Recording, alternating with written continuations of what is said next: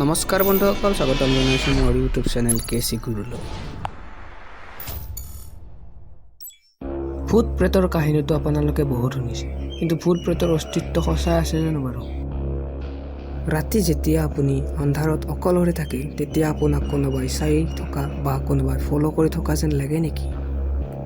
যদি তেনেকুৱা লাগে, তেন্তে এয়া কি ভূত প্ৰেত নে আপোনাৰ মগজুৱে সৃষ্টি কৰা ভয়? আজি মই আপোনালোকক বিজ্ঞানৰ মাধ্যমেৰে ক'ম যে ভূত প্ৰেতৰ অস্তিত্ব সঁচাই আছে জানো বাৰু? তো ভিডিঅ'টো একদম শেষলৈকে চাওক আৰু জানক ভূত প্ৰেতৰ অস্তিত্ব। কিছুমান মানুহে ক'ব যে ভূত প্ৰেত থাকে জানো বাৰু, কিন্তু সেইসকল মানুহক মই ক'ব খোজো যে কোনো এটা বস্তুৰ বিষয়ে ভালদৰে নজনাকৈ তাৰ ওপৰত মন্তব্য দিয়াটো অনুচিত। এনেবোৰ ব্যক্তিক মই ভিডিঅ'টো অলপ অপেন মাইণ্ডেড হৈ চাবলৈ অনুৰোধ জনাইছোঁ। প্ৰথমতে মই ক'ম যে পেৰানৰ্মেল ইনভেষ্টিগেটৰে কি মানে, আৰু তাৰপিছত ক'ম যে বিজ্ঞানে কি মানে। প্ৰথমতে মই ক'বলৈ লৈছোঁ যিসকলে ভূতক মানে, অৰ্থাৎ পেৰানৰ্মেল ইনভেষ্টিগেটৰৰ মতে ভূত কি?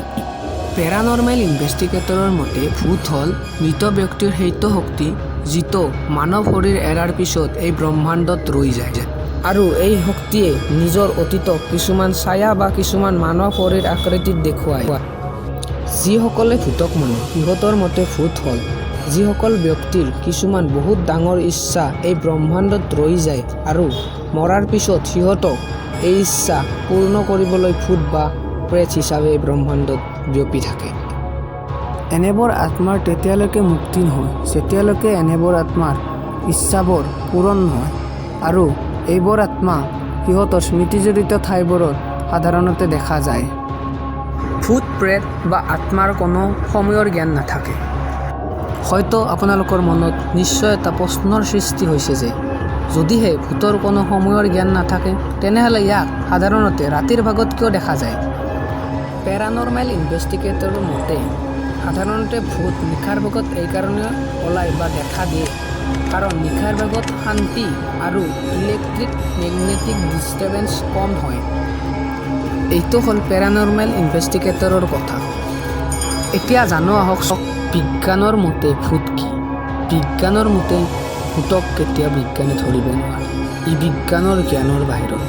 কিছুমান মানুহে কয় যে ভূতৰ এক্সপ্লেনেশ্যন অৰ্থাৎ ব্যাখ্যা আইনষ্টাইনে তেতিয়াই দিছিল যেতিয়া তেওঁ কৈছিল energy never disappears from the universe, অৰ্থাৎ শক্তি এই পৃথিৱীৰ পৰা আন কলৈও গুচি নাযায়। এই কথাষাৰিৰ পৰা ইয়াকে বুজা যায় যে মৃত্যুৰ পিছত কোনো ব্যক্তিৰ আত্মা এই পৃথিৱীৰ পৰা আন কলৈও গুচি নাযায়। এই কথাষাৰিৰ পৰা ইয়াকে বুজা যায় যে আত্মা অমৰ।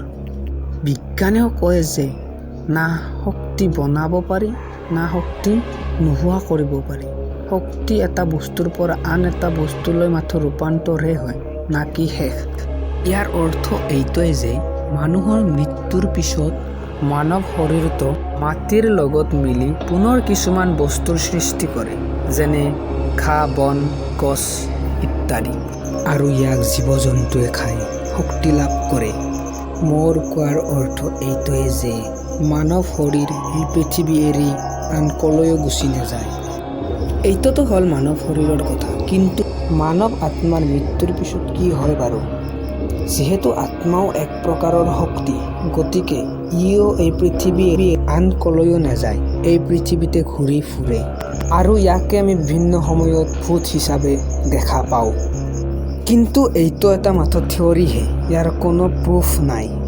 ভূতৰ ওপৰত বহু সময়ত বহুজনে এক্সপেৰিমেণ্ট কৰি বহু কথা কৈ আহিছে, কিন্তু ই কিমান দূৰ সত্য হয়তো ইয়াক অনাগত দিনবোৰত গম পোৱা যাব। ভিডিঅ'টো চাই কেনেকুৱা লাগিল বাৰু? যদি ভাল লাগিল তেনেহ'লে ভিডিঅ'টো লাইক কৰিব আৰু চেনেলটো ছাবস্ক্ৰাইব কৰিব, লগতে বেল আইকনটো দবাই দিব, আৰু কমেণ্ট কৰক ভূত সঁচাই আছেনে নাই।